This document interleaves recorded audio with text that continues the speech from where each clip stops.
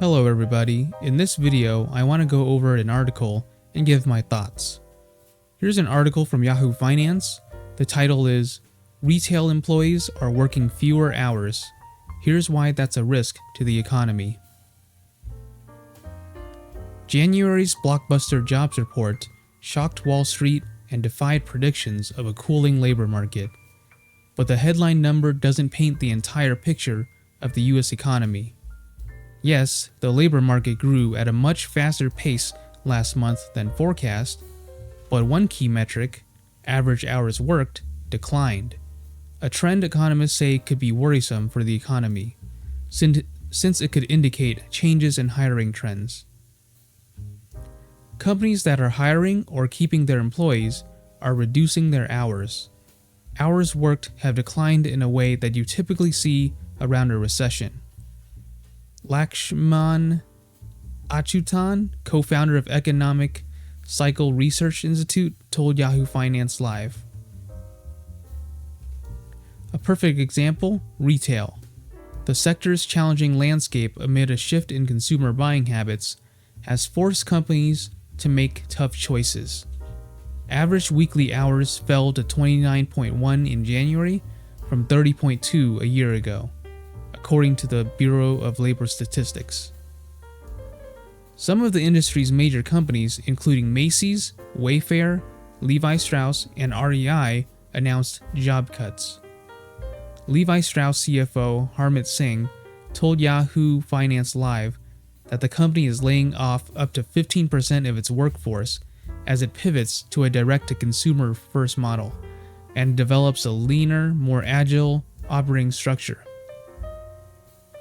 If you guys are not familiar what direct-to-consumer means, here's another article that should explain it.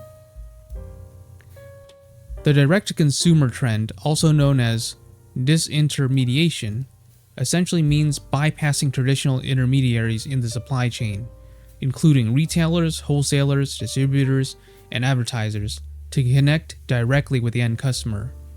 With 81% of consumers in the US saying they plan to buy from a DTC brand by 2023, it's clear that direct-to-consumer represents a significant business opportunity for organizations and poses a very real threat for traditional intermediary businesses.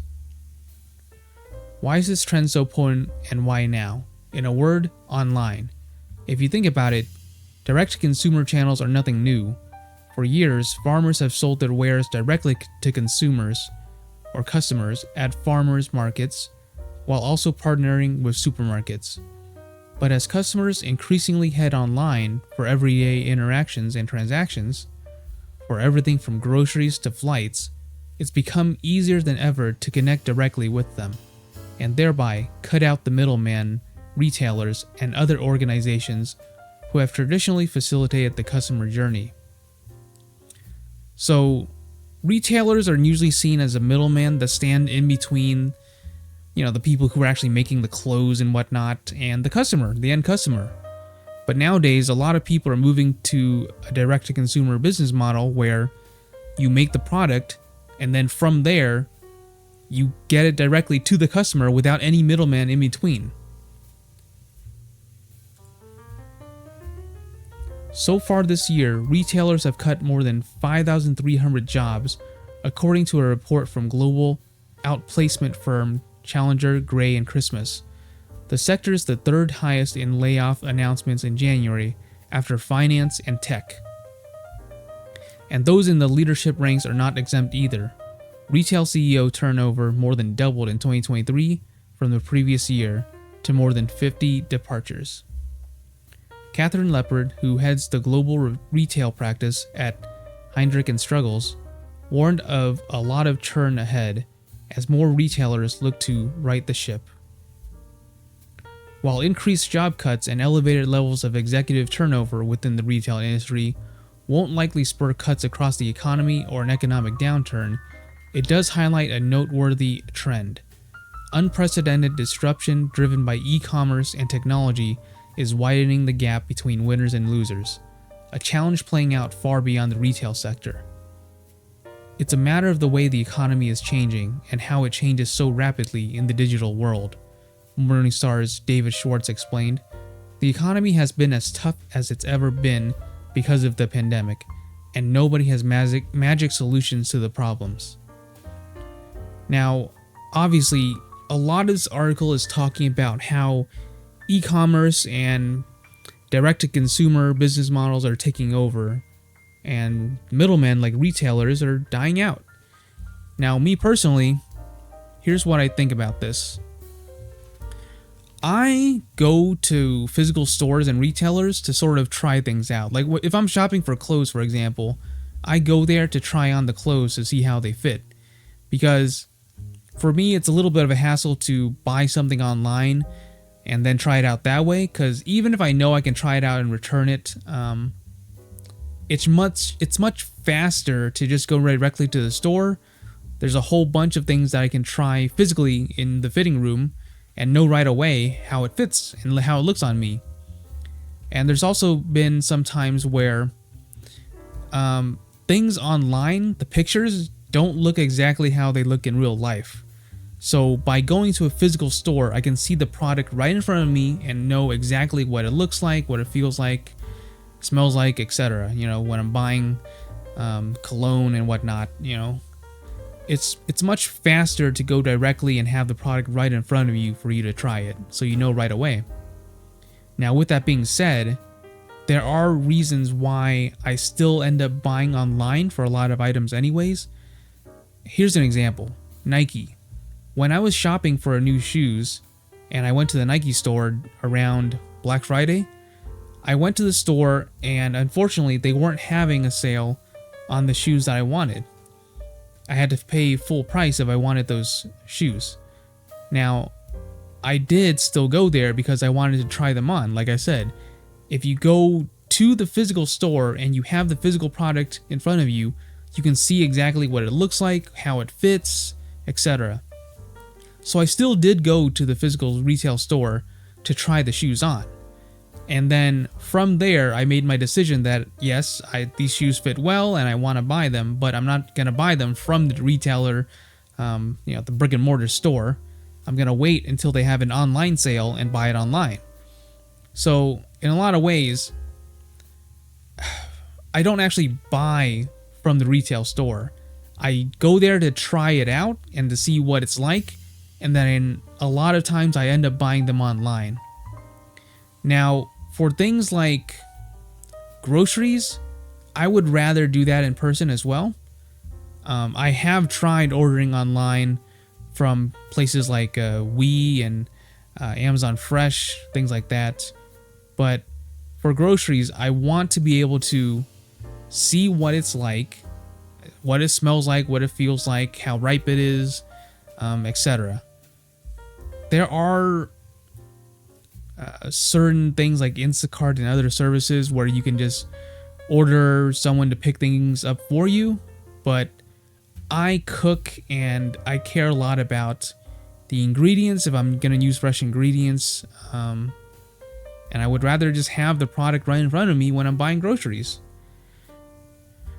But yeah, for a lot of things, I can see why people would go with the direct-to-consumer route, because for one, you have to drive to a physical store if you plan to go to a physical store, so it costs more time, gas money, and time out of your day to make that trip. But if you're ordering online, you get to stay at home, stay at your house, and someone else will deliver it straight to your door. So that's one advantage of buying things online directly. Another thing is sometimes people don't want to deal with people. That's why a lot of people do things like self-checkout and whatnot. They really don't want to have to talk to people. Perhaps they have social anxiety. I don't know. But if you're buying things online, unless you are dealing with like third-party resellers or things like that, if it's a company store like, clothing stores online, you just put in your order and then you don't talk to anybody. You just get your order without having to interact with anybody. Now, not everyone's like that, but I can see a lot of people who want to avoid any human interaction and they just want to buy their product. So that could be another potential advantage of buying things online. Now, on the business side, right, the company side, it's less overhead for them. If you have a retailer or some middleman in between, there's, employees who have to work at that retail store in order to keep things running. But if you're doing direct to customer, all you have to do is have the place where you're manufacturing or making the product, and then from there, it goes straight to the customer. So there's no employees that you have to hire to work at a retail store as a middleman. And I don't know. I do see both sides of this, because you're right. If things keep on going towards online stores, direct-to-consumer business models, then it's going to be a threat to retail jobs. How are we going to pivot from this? Like the article says, I don't know of any magical solution to this problem. I really don't know what the right solution is, because, like I said, there's pros and cons to both going in person to a retail store and seeing the actual physical product right in front of you, and there's pros and cons of buying things online. But yeah, I just want to share my thoughts on this. I don't really know what the right solution would be. But yeah, that's the way things have been going. Things have been moving towards direct-to-consumer business models, and we'll see what happens from here. Hopefully everything will be okay. Now, I do think that since they're working less hours, I do know of a lot of people who, because of that, they work multiple jobs instead of one retail job as a full-time job. They're working multiple jobs to pay their bills. And that's unfortunate, because that means more work. But yeah, we'll see what happens in the future. Alright, I just wanted to go over this article with you, share some thoughts, and that's it. Thanks for watching. I'll see you guys next time. Bye.